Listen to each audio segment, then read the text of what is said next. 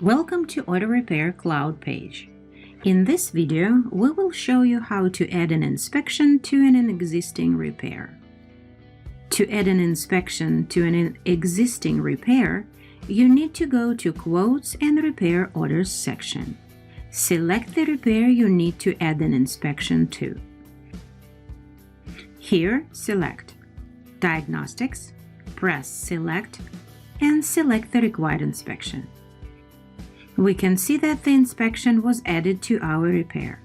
Next, we need to conduct the inspection. Press this symbol and open the markers list.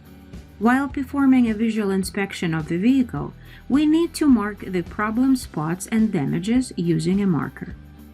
We also need to add a media file containing a photo or video of the damage.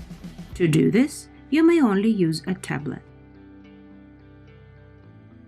Press Save and then click Inspection Report. Conduct vehicle inspection and place a check mark next to the elements that you have tested. Press Save and go back to the repair order. We can see that the inspection has been added.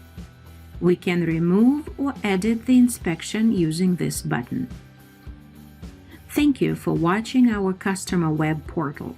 If you think this video is useful, click like and subscribe to watch other videos and stay connected.